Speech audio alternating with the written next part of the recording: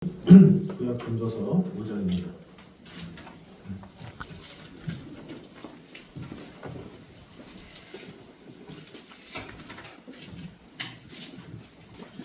전도서 5장 18절에서 20절까지 말씀입니다.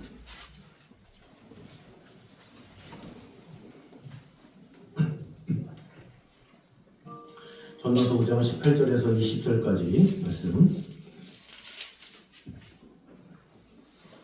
우리 교독하고 20절은 다 같이 읽도록 하겠습니다. 저 먼저 18절 읽겠습니다. 사람이 하나님께서 그에게 주신 바 그 일평생에 먹고 마시며 해 아래서 하는 모든 수고 중에서 낙을 보는 것이 선하고 아름다움을 내가 보았나니 그것이 그의 몫이로다.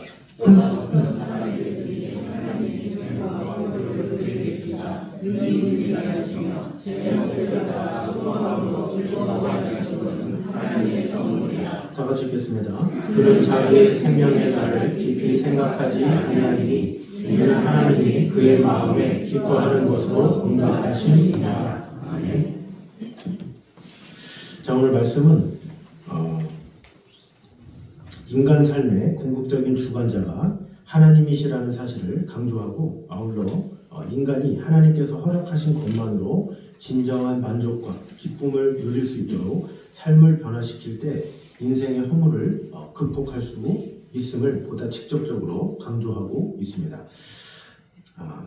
하나님으로 인해서 매일 모든 필요한 것을 우리 모두가 채움받게 됨을 감사하면서 부족한 것처럼 보이는 것, 또 어려워 보이는 일 앞에서도 불평하거나 낙담하지 말고 오직 만족과 감사로 하나님 앞에 서라라는 내용으로 오늘 말씀하고 있습니다.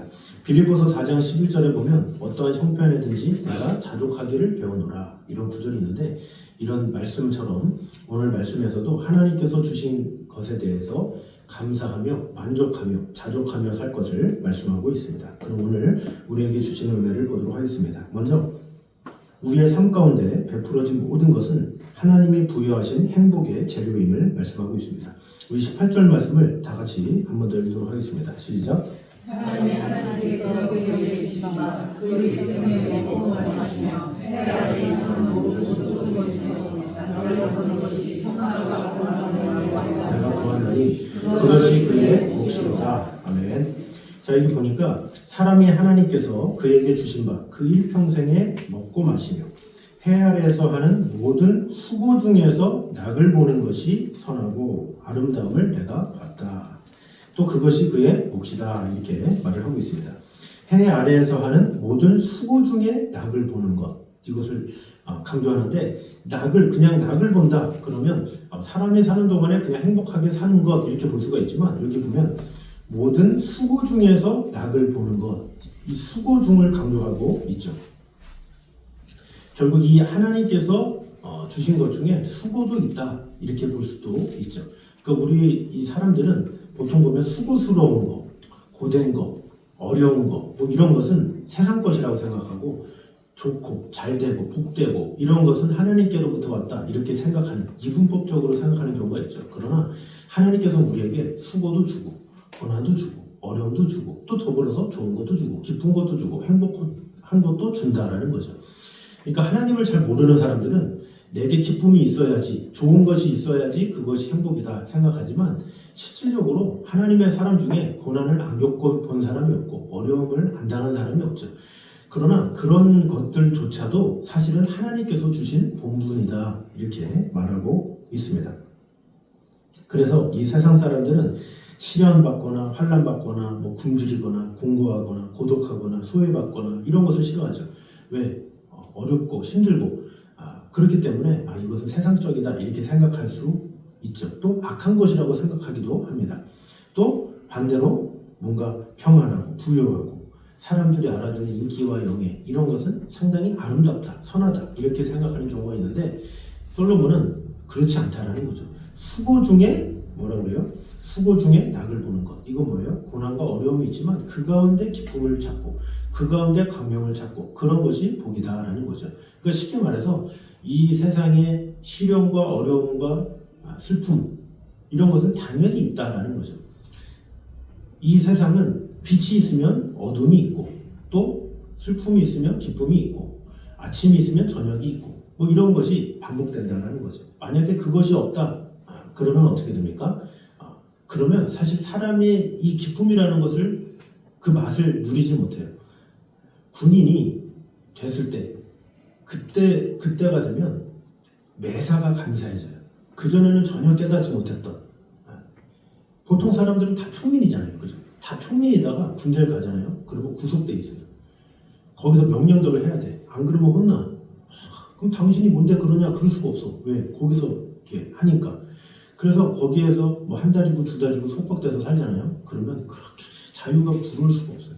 그래서 그 휴가 가는 며칠이 그렇게 꿀같고 그렇게 환상 같고 그 날이 얼마나 행복한지 몰라요.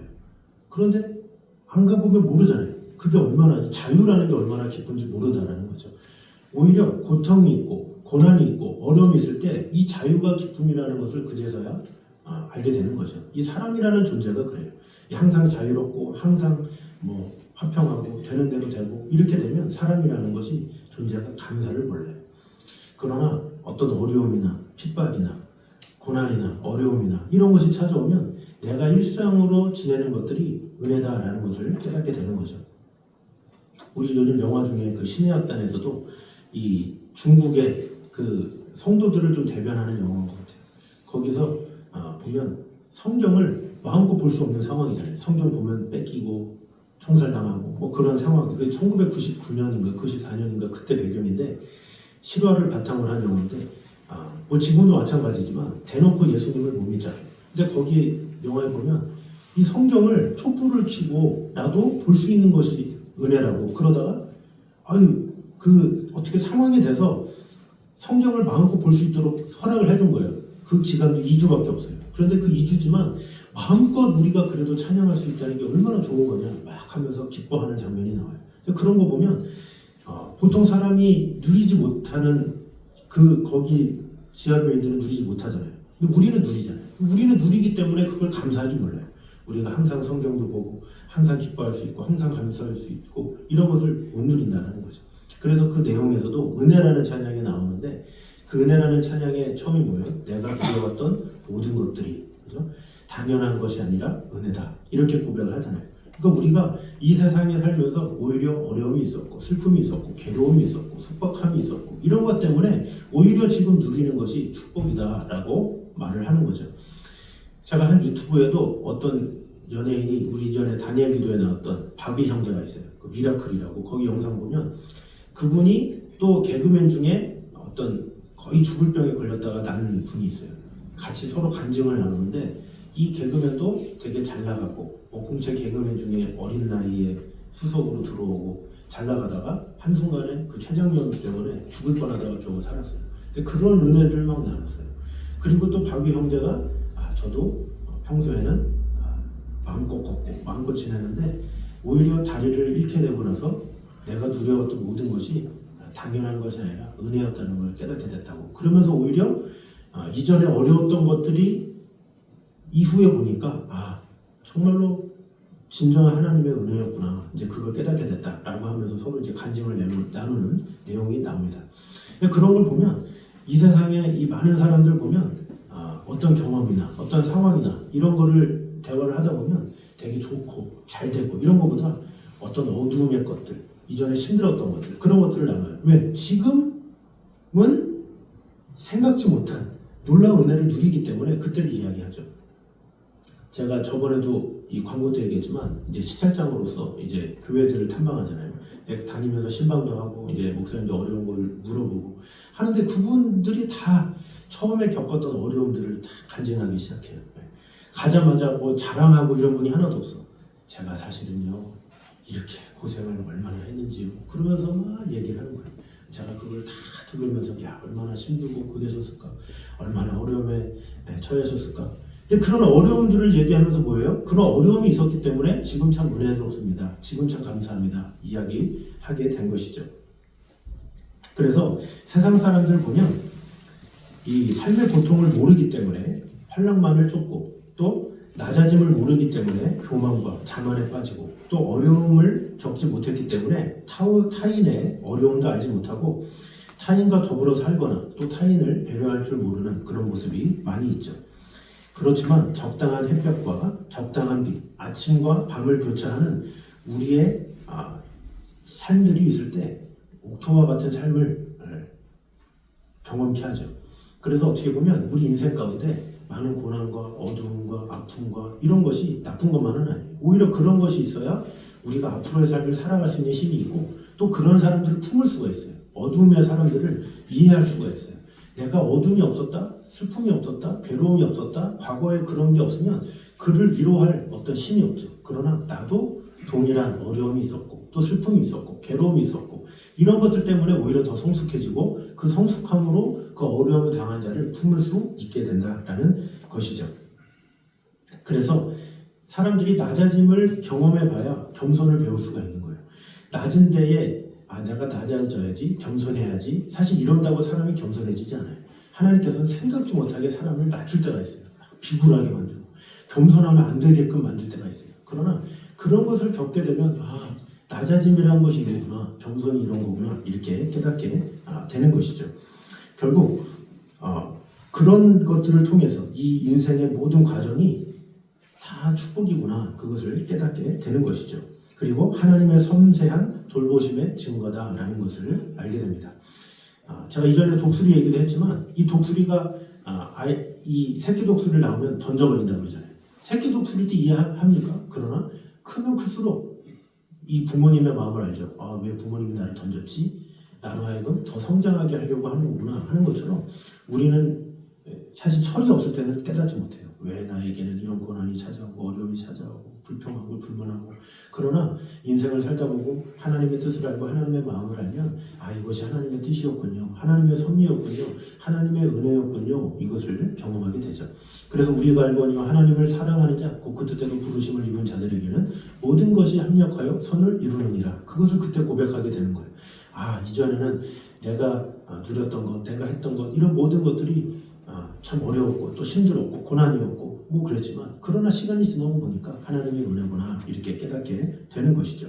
그래서 우리에게 주어진 모든 삶의 과정이 하나님의 축복임을 알고 기쁨과 즐거움으로 매 순간을 살아가는 저희들 되시기를 주님의 이름으로 축원합니다.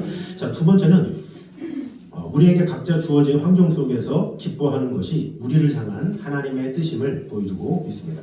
우리 19절 말씀 같이 읽도록 하겠습니다. 19절 시작. 주와 어떤 사람에게든지 하나님의 지식과 교회를 의뢰해 주사 능히 믿게 하시며 제 목소리를 받아 수고함으로 즐거워하게 하신 것은 하나님의 성품이다. 아멘. 자, 어떤 사람에게든지 하나님이 재물과 부요를 그에게 주사 능히 누리게 하시며 제 몫을 받아 수고함으로 즐거워하게 하신 것은 하나님의 선물이라 이렇게 말씀하고 있습니다. 자, 여기서 어떤 사람에게든지 이것은 모든 사람을 의미하는 거예요. 모두 예외가 없다. 하나님께서 그들로 풍족하게 주실 수도 있고 건강을 주실 수도 있고 그 누리게 하신 것 이런 것이 축복이다 이렇게 말을 하고 있는 것이죠. 그러니까 하나님께서 창조하셔서 우리에게 허락한 이 세상은 본질적으로 악한 것이 아니라 좋은 것이다. 화평한 것이다. 이렇게 말하는 거죠. 하나님께서 아담과 하와를 만드시고 사실 처음부터 고난을 주지 않았어요. 아담을 딱 창조하신 다음에 너 고생 좀 해봐야 되겠다 라고 하면서 너 식물 키워봤어? 너 짐승 다스려봤어? 너 좀 고생 좀 해봐야 돼. 처음부터 이렇게 시작한 게 아니죠. 처음에는 인간이 행복하고 평안하고 만족하게 살 수 있도록 했어요. 아담과 하와가 항상 기쁘게 항상 행복하게 아무런 걱정 없이 부담 없이 평생을 놀고 먹어도 되게끔 그렇게 하나님께서 만드신 거 일부러. 그러나 인간의 죄로 말미암아 죄가 들어와서 어쩔 수 없이 하나님의 진노를 사게 된 거죠. 그래서 여자가 임신을 하게 되고 남자는 일을 해야 평생을 먹도록 이렇게 된 거죠. 그러니까 사실 원래는 하나님은 인간을 누리도록 만드신 거예요. 그래서 이 누린다라는 것이 어떻게 보면 축복인 거예요. 하나님께서 주신 것. 우리에게 건강을 줬다? 이것은 축복인 거죠. 또 우리에게 어떤 재물이 주어졌다? 그것도 축복이다라는 것이죠. 그런데 그럼에도 불구하고 어떤 금욕주의자, 염세주의자 이런 사람들은 어떤 세상의 일들을 다 악한 것으로 규정합니다. 그래서 육체적인 본능과 가치를 다 악한 것으로 여기고 또 정죄하고 또 어떤 사람들은 웃는 것도 사치다 그러면서 웃지 말아야 한다 이렇게 말하기도 합니다. 그래서 죽지 않을 만큼만 먹고 철저히 굴욕적인 삶을 사는 것, 이것이 영적인 삶이다, 이렇게 주장하는 사람들이 있어요. 참 특이하죠. 근데 이런 모습들이 믿는 자 안에서도 보여지는 경우가 있다라는 거죠. 예를 들어서 뭐 항상 금식하고 파리하고 심각한 얼굴로 이 교회에 나오는 사람을 하나님의 사람이야, 이렇게 판단하고, 또 반대로 잘 먹고 좀 누리고 뭐 이런 사람들 가짜 성도다, 이렇게 매도하고, 이런 것도 잘못된 거죠. 뭐 항상 우리의 삶이 항상 그래야 됩니까? 항상 궁핍하고 항상 괴롭고 뭐 항상 뭐 이렇게, 그런 건 아니잖아요. 하나님이 누리게 하신 것을 누리도록 하나님께서 하신 거예요. 하나님께서 건강도 주셨을 때 이 건강 가지고 주를 위해서 쓰면 되는 거지, 왜 건강한 것 가지고 왜 정죄를 받아야 되냐라는 거죠.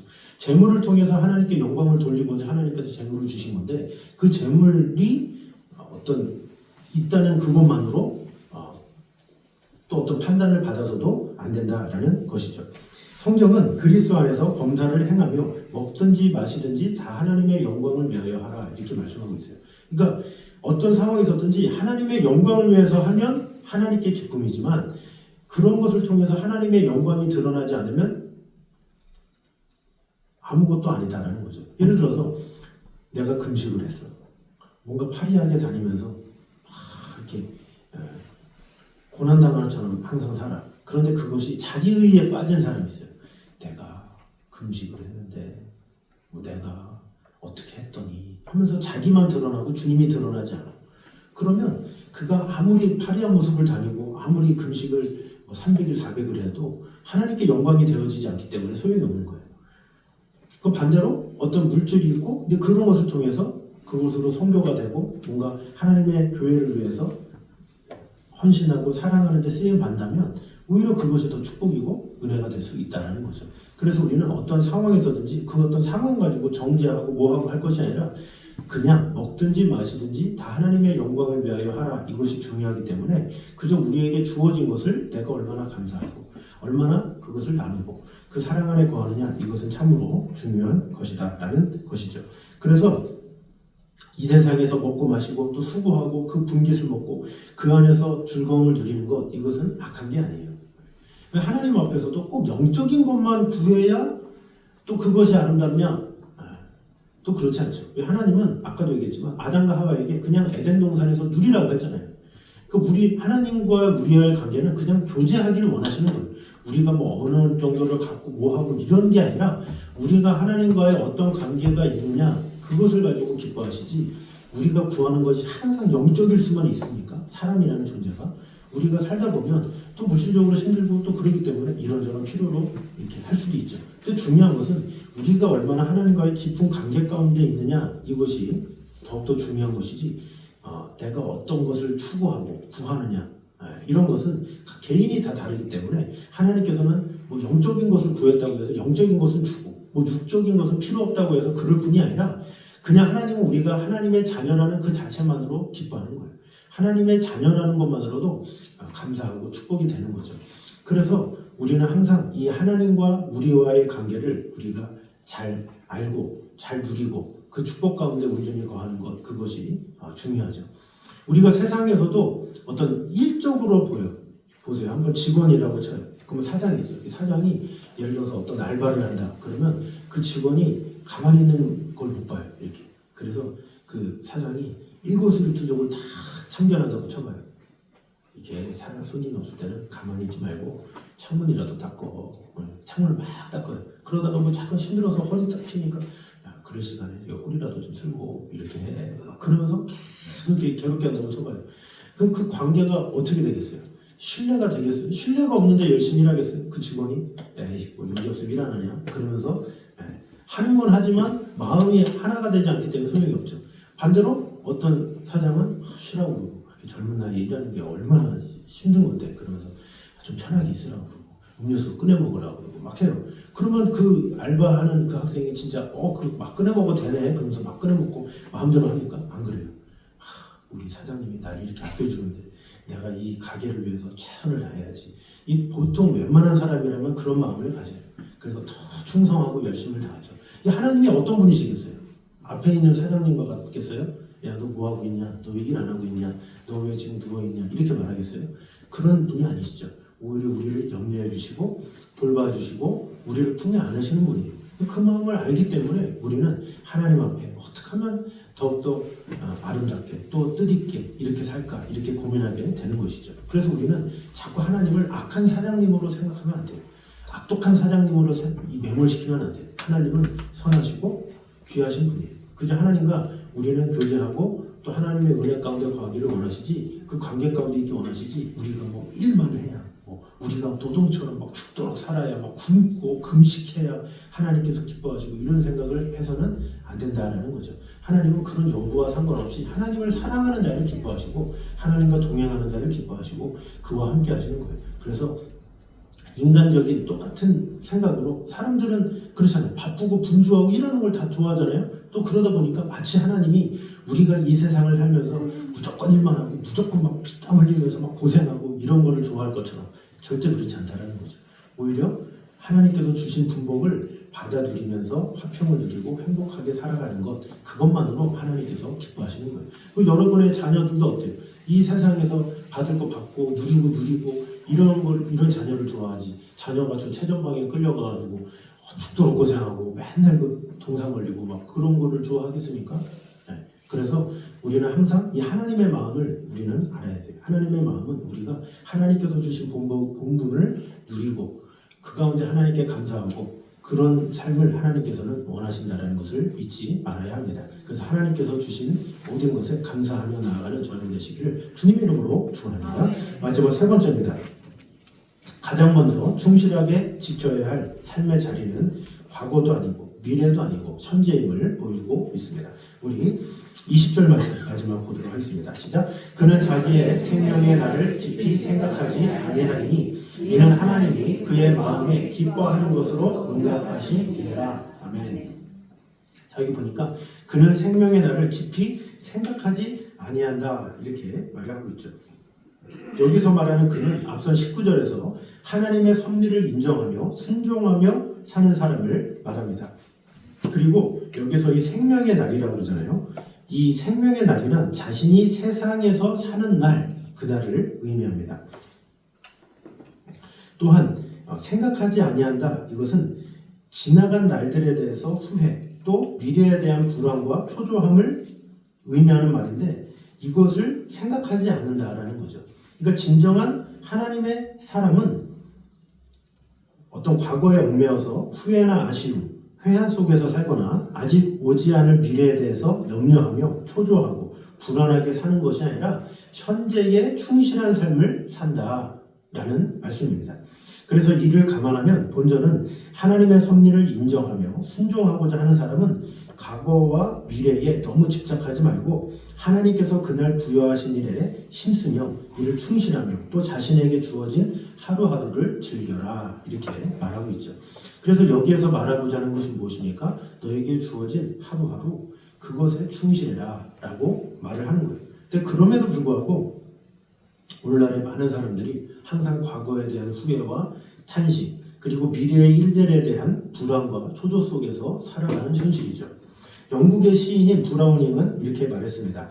세상에 후회하는 이는 너무나 많지만 지금 해야 할 일을 하는 이는 너무나 적다 이렇게 말했다고 합니다. 그러니까 후회는 많이 하는데 지금 해야 할 일을 막상 하지 않는다는 거죠. 지금 내게 주어진 일이 할 일이 그렇게 많은데 내게 주어진 일을 하지는 않고 후회만 하고 있다는 거죠. 또 어떤 사람은 어때요? 미래의 어떤 행복만을 추구하면서 지금 당장 또 불행하게 사는 사람이 있죠. 이런 모든 것이 다 잘못된 것이다 라는 것입니다. 사람들은 과거의 잘못에 대해서 후회는 하면서 현재의 일에 불성실한 그런 모습이 참으로 많습니다. 또 대부분은 부질없는 후회 속에서 사로잡혀서 또 다른 미래를 후회거리로 만들어버리는 경우가 많이 있죠. 그래서 우리가 살다 보면 10년 전에 이런 선택을 했어야 되는데 5년 전에 이렇게 했어야 되는데 과거로 돌아갔으면 그러면서 과거를 항상 후회하는 사람들이 많이 있어요. 근데 실제로 보면 그 과거가 실제로 자기한테 들어오잖아요. 그러면 온전한 선택을 했겠습니까? 그렇지 않아요. 사람이라는 것이 과거의 잘못된 선택은 지금이라고 해서 다르지 않아요. 왜? 똑같은 사람이기 때문에. 그럼 그 사람이 어떤 올바른 선택을 하기 위해서는 그 사람이 잘 훈련되어지고 잘 가꾸어져야 돼요. 그 사람이 그것을 옳게 바꿀 수 있는 그릇으로 준비돼야 그 사람은 바꿀 수가 있어요. 근데 자신은 그릇이 준비되지 않았으면서 과거만 후회한다? 그 사람은 그 과거가 100번 반복된다고 해도 계속 반복된 실수를 할 수밖에 없어요. 왜? 그 사람은 늘 그 정도 그릇밖에 안 되기 때문에 그렇죠. 그래서 지나간 과거는 후회해봐야 어차피 후회를 한다는 그 자체는 뭔가 그때가 됐으면 한다는 그 마음이고, 또 그런 사람은 막상 좋은 기회가 주어져도 똑같은 후회를 할 사람인 거예요. 그래서 이 후회한다는 것은 결코 좋은 것이 아니죠. 그래서 우리는 후회를 하기 전에 내가 먼저 가꿔주고 준비되어지는 것, 그것이 중요하죠. 그래서 어떤 면에서 가장 중요한 것이 기록을 하는 거예요. 나의 상황, 나의 성격, 나의 판단, 뭐 이런 것들을 기록을 하면서 내가 지금 이런 상황에서 이런 선택을 했다, 이런 판단을 했다, 이런 것들을 기록하면서 나를 좀 가꾸어져 가면 이전에 잘못 선택했던 것들을 조금 바꿀 수가 있죠. 근데 그것도 뭐예요? 결국에는 지금 이 순간을 제대로 살면서 체크가 돼야 이전에 후회됐던 것들을 앞으로는 계속 기회들은 주어질 거 아니에요. 그런 주어질 기회에 실수하지 않게 된다는 거죠. 그럼에도 불구하고 세상 사람들은 지금 당장 내가 바뀔 것에 대해서는 전혀 고려도 안 하고 지나간 일들만 후회하면서 살아가는 그런 경우가 너무나도 많죠. 또 반대로 어떤 사람들은 너무 미래지향적인, 미래에 있을 그런 일들만 꿈꾸면서 지금 당장 막 고생하면서 어려우면서 이렇게 기쁨도 없이 살아가는 경우도 있죠. 이런 것도 잘못된 거예요. 지금 하나님께서 우리에게 주신 것은 지금 이 순간의 행복이지 앞으로 나아갈 미래가 아니잖아요. 앞으로 미래가 어떻게 될 줄 알아요? 그런데 그 미래를 위해서만 산다? 그러면 현재는 행복하지 않다라는 거죠. 그럼 얼마나 참 불행하겠어요. 그 둘 다 슬픈 일이죠. 과거만을 얽매여서 사는 사람, 미래만을 바라보는 사람, 둘 다 좋은 것이 아니다라는 거죠. 하나님께서 원하시는 것은 지금 이 순간 하나님을 사랑하고 하나님과 교제하고 하나님과 화평을 누리고 하나님께서 주신 분복으로 매일매일 감사함으로 살아가고 있는가, 그것을 하나님께서는 기뻐하신다라는 것입니다. 그러므로 우리는 현재에 충실한 삶을 살아가야 하겠습니다. 진정으로 후회스러운 과거를 만회하는 것, 이 후회스러운 과거를 만회할 수 있는 방법은 지금 잘 사는 것밖에 없어요. 지금 제대로 살면 지나간 후회가 없어져요. 다. 왜? 지금 내가 만회를 하니까. 그런데 내가 지금 만회도 못하면서 후회만 한다? 그럼 그 사람은 평생 죽을 때까지 후회해요. 이게 병실에 누워서 눈 감을 때까지 이랬으면 이랬을걸 저랬을걸 그러면서 그러는 거죠. 그러나 반대로 우리가 지금 이 순간을 최선을 다하고 마음을 다하면 지나왔던 것들이 오히려 후회가 아니라 오히려 그런 잘못된 것이 오히려 디딤돌이 되어서 그를 온전한 사람으로 만들 수 있는 기초를 준다라는 것이죠. 그래서 우리는 지나간 과거에 너무 얽매이지 말고 앞으로 있지도 않을 미래를 미리 짐작해서 그것에 사로잡혀서 살지도 말고 지금 나에게 주어진 이 하루하루를 어떻게 살고 어떻게 누리고 어떻게 하나님의 뜻 가운데 거하느냐, 이것이 가장 중요한 것임을 꼭 깨달음으로 하나님 앞에서 정말로 합당한 삶을 살아가고 있는지 한번 돌아보면서 혹시나 후회할 것이 있다면 후회만 하지 말고 지금 이 순간 우리의 삶의 자리에서 그것을 돌이키고 바로잡고 지나간 일은 지나간 일이고 앞으로는 그런 일이 없도록 마음을 다해서 지금 이 순간 온전한 선택으로 온전한 일을 할 수 있는 자가 되게 하여 주시옵소서. 오히려 이런 기도로 하나님 앞에 온전히 세워지는, 그래서 지금 이 순간 칭찬받는, 그래서 이 신앙생활의 어떤 잘못된 또 생각 중에 하나가 그거, 나중에 주님 나라 가서 주님께서 물어보시면 사실은 그게 아니라 지금 이 순간, 그죠? 지금 이 순간 하나님 앞에 서면 너는 지금 어떤 삶을 사냐 할 때 담대하게 살고 있습니다 라고 이야기할 수 있는, 현재의 삶을 떳떳하게 이야기할 수 있는 그런 자를 하나님께서 기뻐하신다는 사실을 꼭 기억함으로 우리에게 주어진 지금 이 순간 이 현실을 기뻐하며 즐거워하며 하나님과 긴밀하게 동행하며 나아가는 저는 되시기를 주님의 이름으로 축원합니다. 기도하겠습니다. 사례주님 감사합니다. 하나님께서 주신 일들 가운데 온전히 주님만의 참된 평안과 화평을 누릴 수 있도록 인도하여 주시옵소서.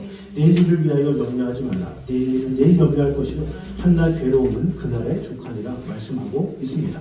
또한 평안을 끼치노니 곧 나의 평안을 너에게 주노라. 내가 너에게 주는 것은 세상이 주는 것 같지 아니하니 너희는 마음에 근심도 말고 두려워하지도 말라라고 하였습니다. 하나님께서 주시는 평안으로 하나님께서 주신 건강, 또 하나님께서 주신 가정, 하나님께서 주신 것들에 대해서 늘 감사하며 나아가는 성도들이 되게 하여 주시옵소서. 하나님께서 주신 것들 중에 어떠한 것이든지 다 나에게 가장 좋은 것을 주셨다라는 믿음 가지고 지나간 과거에 대해서 후회하거나 원망하지 아니하고 오히려 지금 이 순간 하나님과 동행하기에 힘쓰며 하나님의 뜻 가운데 거하며 나아가는 성도들이 되게 하여 주시옵소서. 그래서 지금 이 순간 주님 앞에 설 때에도 떳떳한 그런 믿음을 가진 그런 성도들 될 수 있도록 주님 지켜주시고 언제나 함께 하여 주셔서 매일매일이 주님과 친밀하게 동행하며 나아가는 우리 성도들의 삶이 되게 하여 주시옵소서. 이제는 우리 주 예수 그리스도의 은혜와 아버지 하나님의 무한하신 사랑과 성령님의 교통하심이 늘 우리와 함께 계시는 하나님의 나라와 영광을 위하여 지금 이 순간 이 현실을 하나님의 뜻 가운데 믿음으로 살기 원하는 이 자리에 있는 모든 성도들 위해 이제부터 영까지 함께 있기를 간절히 축원하옵나이다. 아멘.